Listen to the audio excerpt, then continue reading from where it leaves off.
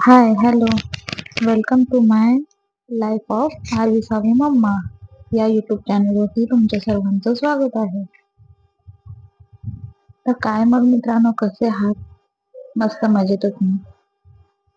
Okay, आशा आहे की तुम्ही सर्वजण मजेतच असणार. तर आज बघा, आपण जरा वेगळ्या पद्धतीने मी पुऱ्या करून दाखवणार आहे तुम्हाला.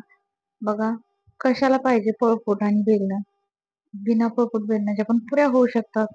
हे तुम्हाला मी आजच्या व्हिडिओ मधून दाखवणार आहे. मी पहिल्यांदाच हे ट्राय केलं होतं असं पुऱ्या करायचं, म्हणून चला म्हटलं की तुमच्या बरोबर ह्या गोष्टी शेअर कराव्या, म्हणून मी शेअर केल्या. तर बघा, मी ती कणिक मळून घेतली, तिला व्यवस्थित तेलही लावून घेतलं आणि घरातच एका तेलाची पिशवी होती, तीच फाडून घेतली आणि असं दाबून मी पुरी घेतली. बघा, पहिली पुरी आपण करून पाहणार आहोत. मी असं तुम्हाला आता ती दाबून घेतलेली दिसत असेल त्या कागदामध्ये. बघा, अशी पातळ, अशी जेवढी तुम्हाला पातळ पाहिजे ना तेवढी अशी पुरी छान अशी करायला येते. एखाद्या वेळेस आपल्याला लाटताना पुरी आपली म्हणजे एकीकडे पातळ एकीकडे जाडसर होऊ शकते, परंतु अशी जर तुम्ही पुरी करून बघितली तर सम प्रमाणात आपल्याला म्हणजे पुरी करता येते. आता ही मी पहिली पुरी माझी काही एवढी जास्त फुगलेली नाहीये, तरी पण असू द्या म्हटलं, चला तुम्हाला दाखव. असं नाही की मी प्रत्येक फुगलेल्या पुऱ्याच मी तुम्हाला दाखवल्या. हे बघा, आता ही माझी दुसरी पोळी फुगली. अगदी भारी पद्धतीने, म्हणजे असं खूप असं भारी ना, पुऱ्या खूप भारी होतात. मी पहिल्यांदाच ट्राय करून बघितलं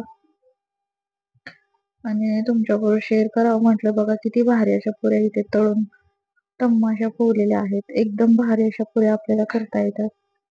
अगदी काही साहित्य आपल्याकडे जरी नसले तरी, म्हणजे साहित्य म्हणजे काय, पोळपूट आणि बेलणंच आपल्याला लागतं. ते जरी नसलं तरी ठीक आहे, आपण ताटावरती पण करू शकतो.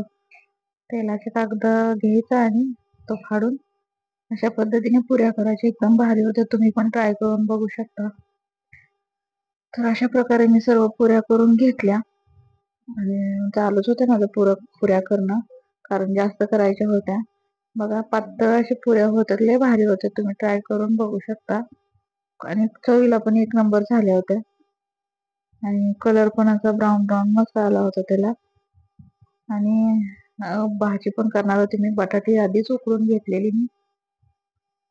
बघू शकता, जास्त छोटी पण नाही आणि जास्त मोठी पण नाही. आणि परत म्हंटल, हाताने पण आपण दाबतोच आहोत तर पुरी, तर प्लेटाने थोडे पुरीला पण दाब देऊन बघावं म्हणून मी प्लेट ही घेतला होता. पण मला प्लेटापेक्षा आपल्या हाताला, म्हणजे हाताने जास्त असं भारी फिरवता येतं त्याला, म्हणून मी नंतर हातानेच त्याला प्रेस केलं आणि खूप छान असं म्हणजे आलं. तर आता आम्ही इथं पुऱ्या बरोबर खाण्यासाठी आम्ही कोशिंबीर तयार केली होती आणि आता आमच्या पुऱ्या बनवून झालेल्या होत्या. इथं मी बटाट्याची भाजी सुद्धा मी करून घेतली. खूप छान अशी भाजी पण झाली होती आणि पुऱ्या म्हटलं की श्रीखंड आलंच, म्हणून श्रीखंड ही मी आणलं होतं. आणि भात लावलेला नव्हता, भात दुपारचाच होता, त्यामुळे मी भात काही केला नव्हता. भात दुपारचाच ऍडजस्ट झाला सर्वांना. आणि इथे बघा, अशा प्रकारे काही जर आमचं ताट भारी दिसत आहे, सगळ्या गोष्टी आहेत, त्यामुळे पुऱ्या म्हटलं की श्रीखंड आलं. मग कसं वाटलं आजचा मेनू नक्कीच सांगा कमेंट मध्ये. थँक्यू.